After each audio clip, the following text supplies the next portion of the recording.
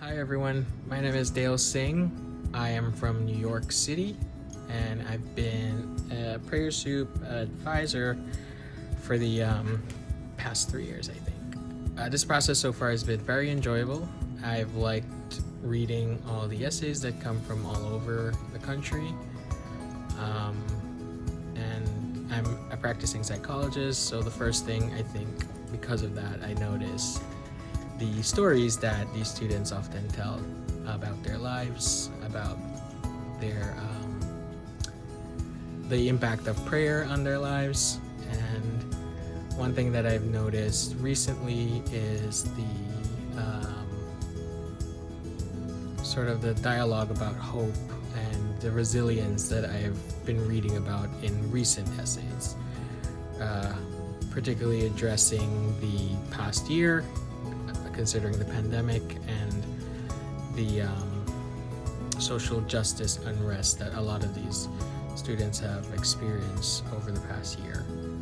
The essays are interesting to read because of the students' stories themselves, personal stories, but also a lot of them that I've noticed they talk about their family stories. So it's nice to read about the commonalities that is shared between all of them and the commonalities that is shared with people in my life and my life as well. So it's a very endearing thing to read about, a very hope instilling kind of experience as I read through these essays. I guess this year as well, it seems as though there have been a lot of essays coming in, and which is good. Hopefully I'm able to partake more as this project or this organization grows, because for me it's been a very enlightening experience to read about the lives of these students and their goals and about their aspirations as well. Hi, my name is Kara Russell. I am an advisor and avid supporter of Prayer Soup since its inception. I'm so grateful to my aunt who created this beautiful avenue of people of all faiths to come together to celebrate the power of prayer. And we are ecstatic to report that record number of submissions came in this year, 767. So kudos to all of you for reaching deep inside and sitting with prayer for a while and finding out, what it truly meant to you. The submissions that speak to me are genuinely the ones that come from the heart. We are not looking for any one way to prayer. There are so many different avenues and ways that people can see prayer and feel prayer and taste prayer and hear prayer, and all of these ways connect us on such a deep level. So thank you for joining our Prayer Soup family, and we hope to continue this wonderful foundation for many years to come. My name is Jasmine. I'm from New Jersey. I work as a therapist and I've been an advisor for 3 years now. And what I really like seeing in the essays is I like seeing honesty, I like seeing vulnerability, and I like seeing how insightful the writers are about their experience. And one thing especially this year, they've experienced a lot this year, a lot of changes.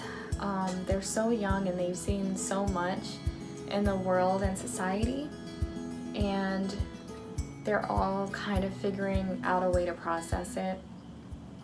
And what I really like seeing is a story or an arc in their character through their prayer experience that ends up changing them. It ends up changing them in terms of how they see the world, their perspective, and it ends up being a positive influence in their life, and it creates this ripple effect where it ends up also changing their behavior. And I like seeing how that whole story of this year plays out in their life and how their prayer experience helped them through that. And you can tell that it's something that they're going to take with them for the rest of their life. And that's what I really like seeing when I'm reading the essays, and I've seen a lot of that this year. So it's been very powerful. Hi, I'm Holly, and I am in sunny California. This is my second year being a reader for Prayer Soup, and this year I'm reading the arts essays. And we have just had an amazing number of essays this year, more than double what we had last year. And I'm thinking it might have something to do with all of you being in lockdown, the whole world being in lockdown this year. But I have been really impressed by the passion that is coming through in all of your writing. I wanted to let you know that the essays that I'm drawn to are the ones that describe a story, a particular story, connecting your art, your painting, your music, your singing to that aha moment that you had that changed your life, that changed your connection to your particular art, like acting, to your spiritual life, that changed you forever. The ones that I'm not so attracted to, the essays that I'm not so attracted to, are the ones that really kind of read like a resume. It may be a very impressive resume. It may be that you have lots of accomplishments and awards and all the things that you've done, but it's really not connecting it to a specific story.